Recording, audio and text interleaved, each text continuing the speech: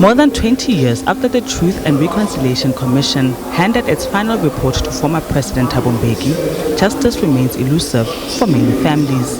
The TRC was an earnest attempt to redress the wounds of apartheid's brutal past and to build a future rooted in justice and healing. The Grave Injustice, then finished business of the TRC, is an exhibition of memories, betrayal, and the long shadow of impunity. The question is why? Why is it that no prosecutions have taken place? The families feel not only betrayed by the apartheid state, but even more betrayed by the post-apartheid government. Some families describe that as the deepest cut. What this exhibition looks at is what promises were made during South Africa's transition about holding perpetrators of the apartheid era accountable, and have they been fulfilled?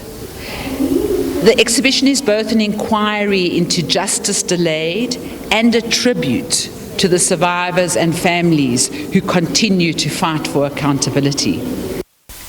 Grave Injustice draws on archived testimony, family interviews, rare video footage, and bold new artworks by Lusanda Ndita.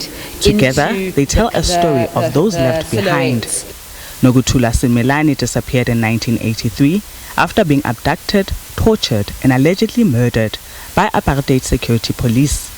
Her remains have never been found. Rick Turner, a philosopher and activist, was assassinated in 1978.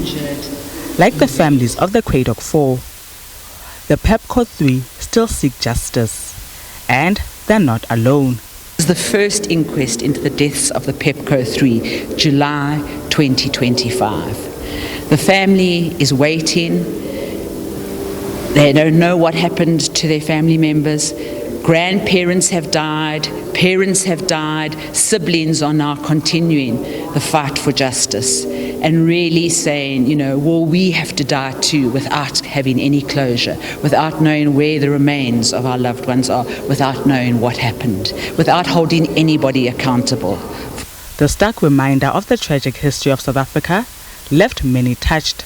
Just surprising that the current government is not doing what they can to bring justice to a lot of the families and the lives they lost, and a lot of the political violence that occurred during apartheid, and seeing that we still have a long ways to go. And it kind of reminds me of a lot of the conversations around slavery reparations in America.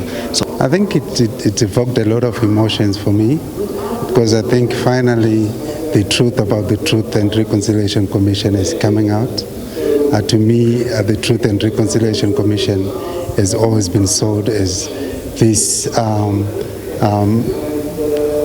truth that was supposed to set us apart and make this country heal, but only to find out that a lot of what was truth about it was compromised. Potenza says it's not a history exhibition. It's not an optimistic story that we're telling. It's a very dark and depressing comment on post-apartheid South Africa. As the Commission prepares to delve into the past, the question remains, will it bring the accountability and clarity that so many have longed for? The Grave Injustices exhibition runs until March next year. But for the families still waiting, the story continues. Pilma Kubane, SABC News, Johannesburg.